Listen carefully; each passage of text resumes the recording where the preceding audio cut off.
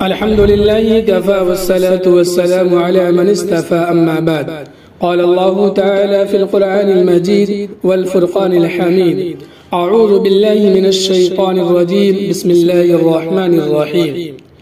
يا أيها الذين آمنوا ادخلوا في السلم كافة ولا تتبعوا خطوات الشيطان إنه لكم عدو مبين. صدق اللہ العزیز. محترم سامعین، اسلام ایک کامل اور مکمل دین ہے جس میں رواں دواں، متحرک اور تغیر پذیر زندگی کے تمام شعبوں اور گوشوں کے لیے بدرجہ اتم رہبری و رہنمائی موجود ہے. لہذا مسلمانوں کو کسی بے بنیاد مذہب اور گمراہ دین سے یا کسی باطل قدیم و جدید تہذیب اور کلچر سے کچھ سیکھنے اور لینے کی بالکل ضرورت نہیں ہے. لیکن افسوس، صد افسوس، آج امت کا ایک بڑا طبقہ غیروں کی غلامی کی زنجیروں میں جکڑا ہوا ہے اور ان کے دلوں میں خوف و ہراس اور احساس کمتری کا تصور پنپ رہا ہے اور وہ کفار و مشرکین، یہود و نصارہ کے طور و طریق کا شوقین اور شیدائی بنا ہوا ہے. سالگرہ منانے کی بات ہو یا یوم عاشقی منانا یا پھر عیسوی سال کے آمد پر نیا سال مبارک کہنا اور اس کے پیغامات ترسیل کرنا، یہ عمل اس کے لیے باعث فخر ہو گیا ہے. حالانکہ اللہ رب العزت نے حضور اکرم صلی اللہ علیہ وسلم کے اسوہ کو انسانی زندگی کے تمام شعبوں کے لیے نمونہ بنایا ہے اور کتاب و سنت ہی ہمارے لیے کافی و شافی ہے اور اسی میں ہماری کامیابی و کامرانی اور فوز و فلاح پوشیدہ ہے. کفار و مشرکین اور یہود و نصارہ کا راستہ اور ہمارا راستہ الگ الگ اور جدا جدا ہے. رسول اللہ صلی اللہ علیہ وسلم نے ہر جگہ ان کے طور و طریق اور ان کی مشابہت سے دور رہنے کی ہمیں تاکید فرمائی ہے. آپ صلی اللہ علیہ وسلم کا ارشاد ہے: جو کسی قوم کی مشابہت اختیار کرے گا تو وہ انہی میں سے شمار ہوگا. ایک روایت میں ہے کہ جو غیروں کی مشابہت اختیار کرے وہ ہم میں سے نہیں ہے. ایک طرف یہ شرعی ہدایات ہیں جن میں غیروں کی مشابہت اور مماثلت پر سخت ڈانٹ ڈپٹ کی گئی ہے، اور دوسری طرف ہمارے سامنے امت کا ایک بڑا طبقہ نہایت بے باکی کے ساتھ عیسوی سال کی آمد پر نیا سال مبارک کہنے بلکہ اسے شب عید کی طرح منانے کو باعث فخر تصور کر رہا ہے اور اپنے اس عمل پر نازا بھی ہے. کیسا نیا سال مبارک؟ ذرا عقل و فہم کی کسوٹی پر پرکھ کر اس عمل کا حقیقت پسندانہ انداز میں جائزہ لے تو فہم صحیح یہ کہتی ہے کہ عمر عزیز کے ایک سال کم ہونے پر خوشی کا اظہار معنی دار نئے سال کی آمد پر دنیا کی عمر کا ایک سال کم ہو جاتا ہے اور دنیا قیامت کے قریب ہو جاتی ہے. نیا سال کیا بلکہ سمجھا جائے تو ہر لمحہ نیا ہے، پھر سال نو منانے کا کیا مطلب؟ آج کل تو اس میں حد درجہ غلو کیا جا رہا ہے. رات کے 12 بجتے ہی رقص و شراب، ناچ گانے اور آتش بازی شروع ہو جاتی ہے. اسلام نے غیروں کی مشابہت اور ان کے طور و طریق پر عمل کرنے کی سخت ممانعت کی ہے. اللہ تعالیٰ کا ارشاد ہے: یا ایھا الذین آمنوا ادخلوا فی السلم کافہ ولا تتبعوا خطوات الشیطان انہ لکم عدو مبین. اے ایمان والو، اسلام میں پورے کے پورے داخل ہو جاؤ اور شیطان کے نقش قدم پر ہرگز نہ چلو، یقین جانو وہ تمہارا کھلا دشمن ہے. آج مسلمانوں کا سن ہجری کی دینی، ملی اور تاریخی حیثیت کو محسوس کرنے کی ضرورت ہے. مسلمانوں کو غیروں کی اندھی تقلید چھوڑ کر خود اپنے دینی ورثے کی حفاظت کرنے کی سخت ضرورت ہے. آج مسلمان اور ان کے بچے کرکٹ کھلاڑیوں کے نام اور ان کے ذریعے مارے گئے چوکے چھکے کی تفصیل، اسی طرح فلم کے ایکٹر، ڈائریکٹر اور فلمی نغموں کے بارے میں معلومات پر برجستہ پیش کرتے ہیں، لیکن حیرت اور افسوس کی بات یہ ہے کہ اسلامی تعلیمات، اسلامی تاریخ اور شاعر اسلام سے بے خبر رہتے ہیں۔ اسلامی تقویم اور اسلامی تاریخ کا آغاز قبا میں پہنچنے کے دن سے ہوتا ہے، جس کا پس منظر یہ ہے کہ خلیفہ ثانی حضرت عمر فاروق رضی اللہ عنہ کے عہد خلافت میں کئی دیگر ممالک اسلامی سلطنت میں داخل ہوئے تو وہاں گورنروں کا تقرر ہوا اور ان کو دربار خلافت سے ہدایت نامے جاری ہونے لگے اور نام و پیام کا سلسلہ بڑھ گیا۔ اسی زمانے میں روم سے حضرت عمر رضی اللہ عنہ کو ایک خط موصول ہوا جس پر عیسوی تاریخ اور سن درج تھا۔ اس کا جواب دیتے وقت انہیں تاریخ و سن کی ضرورت محسوس ہوئی۔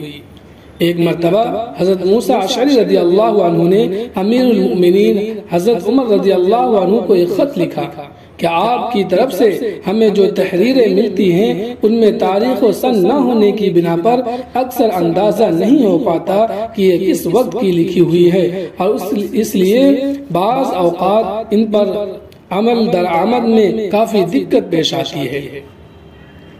اسی عرصے میں حضرت عمر رضی اللہ عنہ کے پاس ایک مقدمہ سے متعلق تحریر پہنچی جس میں صرف شعبان لکھا ہوا تھا۔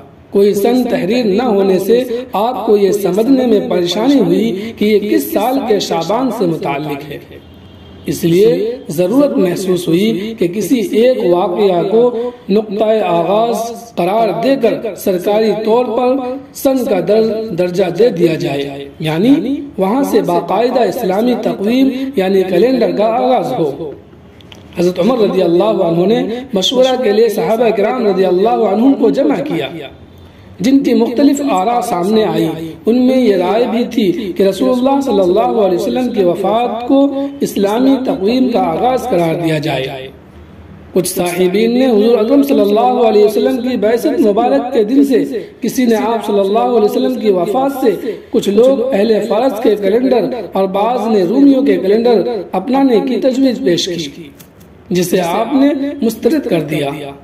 کافی غور و خوض اور بحث و مباحثہ کے بعد حضرت علی رضی اللہ عنہ کی رائے کے مطابق متفقہ طور پر اسلامی تاریخ کا سن ہجرت کے محترم باللسان سال کو قرار دیا گیا۔ اس کی تائید سہل بن سعد سے مروی بخاری شریف کی اس روایت سے بھی ہوتی ہے، یعنی تاریخ کی ابتدا حضور اکرم صلی اللہ علیہ وسلم کی بعثت یا وفات سے نہ کرو، بلکہ آپ صلی اللہ علیہ وسلم کی ہجرت سے کرو، جس میں انسانیت نے عقیدہ اور ایمان، صبر و ثبات اور شجاعت و حوصلہ مندی کا ایک قیمتی خزانہ دریافت کیا تھا۔ اور اسی مجلس میں عرب میں رائج مہینوں کے ناموں کو علی حالہ باقی رکھتے ہوئے حضرت عثمان رضی اللہ عنہ کی رائے پر مہر ثبت کرتے ہوئے اسلامی تاریخ کے سن کا پہلا مہینہ محرم الحرام کو متعین کیا گیا۔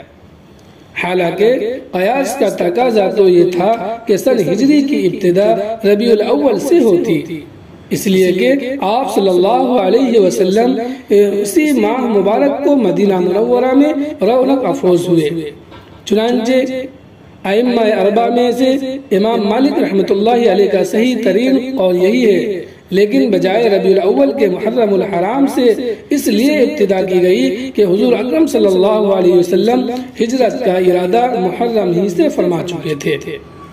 اس کے علاوہ یہ مہینہ ہمیشہ عربوں اور مسلمانوں میں معظم و محترم رہا، جس کی وجہ سے یہ حضرات اپنے کسی محترم باللسان کام کا آغاز اسی ماہ سے کیا کرتے تھے، بلکہ اہل عرب مہینوں میں سے پہلا مہینہ بھی محرم کو شمار کرتے تھے۔ ایسے شمسی اور قمری دونوں کے ذریعے تاریخ، مہینہ اور سال کا حساب معلوم کیا جا سکتا ہے، لیکن قمر کے ذریعے مہینہ اور تاریخ کا حساب مشاہدہ اور تجربہ سے معلوم ہے، بجز خلاف شمس کے کہ اس کے حسابات سوائے ریاضی دانوں کے کوئی نہیں سمجھ سکتا۔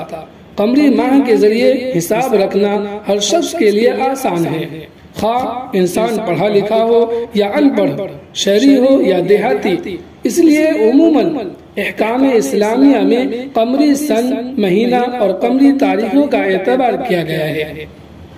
نماز، روزہ، حج، زکوٰۃ اور عدت وغیرہ اسلامی فرائض و احکام میں چاند کا حساب ہی رکھا گیا ہے، اور اس وقت سے جبکہ 20 جمادی الثانی سن 13 ہجری مطابق 9 جولائی 638 عیسوی کو سن ہجری کی ابتدا کا فیصلہ کیا گیا تھا۔ صحابہ کرام رضی اللہ عنہم، تابعین، تبع تابعین، بزرگان دین اور علماء کرام سن ہجری کا اہتمام کرتے رہے ہیں اور مسلمانوں کو بھی اس کے التزام کی تعلیم دیتے رہے ہیں۔ اس لیے مسلمانوں کو اپنی زندگی کے ہر شعبے میں اتباع سنت اور اسلامی تہذیب کا مظاہرہ کرتے ہوئے اپنی ملی انفرادیت پر قرار رکھنا چاہیے۔ اپنے حساب و کتاب کے معاملات، خط و خطابت میں اور روزمرہ کی ضروریات میں جہاں ماہ اور سن لکھنا ضروری ہو، قمری ماہ اور سن ہجری میں لکھنا چاہیے، کیونکہ یہ شاعر اسلام میں سے ہے۔ اور فقہاء رحمہ اللہ نے قمری حساب باقی رکھنے کو مسلمانوں کے ذمہ فرض کفایہ قرار دیا ہے، مگر افسوس، صد افسوس کہ آج مسلمان اپنے اس مذہبی شعار سے بالکل بے خبر ہیں۔ اپنے معاملات میں اسلامی تاریخ لکھنا تو درکنار، اسلامی مہینوں کے ناموں سے بھی غافل ہیں۔ میں یہ نہیں کہتا کہ شمسی حساب رکھنا یا استعمال کرنا ناجائز ہے، بلکہ اپنے کاروبار، دفتری معاملات جن کا تعلق غیر مسلموں سے ہے اور تجارت وغیرہ سے ہے، ان میں شمسی حساب استعمال کیا جائے۔ باقی نجی خط و خطابت اور روزمرہ کی ضروریات میں قمری اور اسلامی تاریخوں کا استعمال کیا جائے۔ لیکن ہمارا حال یہ ہے کہ امت کا ایک بڑا طبقہ غیروں کے طور طریق کو فخریہ اپنا رہا ہے۔ انہیں اپنے قومی اور مذہبی شعار کا ذرا بھی پاس و لحاظ نہیں ہے۔ حالانکہ اگر کوئی مومن مسلمان کفار یا یہود و نصارہ کی مشابہت اختیار کرے گا، عبادت میں ہو یا معاشرت میں، عادات و اطوار میں ہو یا ظاہری حیات میں ہو یا اس کے رسوم و رواج میں، تو اس کا شمار انہی میں ہوگا۔ ہمیں اس نے کامل دین و شریعت سے نوازا ہے اور ہمیں ذات نبی صلی اللہ علیہ وسلم بطور نمونہ اسوہ دی گئی ہے اور ہمیں سنتوں کے خزانے دیے ہیں۔ اب ہمیں کسی اور شریعت پر عمل کرنے کی ضرورت نہیں۔ جناب رسول اللہ صلی اللہ علیہ وسلم ہمیشہ یہود و نصارہ کی مخالفت کا حکم فرماتے تھے۔ یہود و نصارہ بالوں میں خضاب نہیں لگاتے تھے۔ آپ صلی اللہ علیہ وسلم نے ان کی مخالفت میں خضاب کا حکم دیا اور فرمایا، یہود انگلیوں کے اشارے سے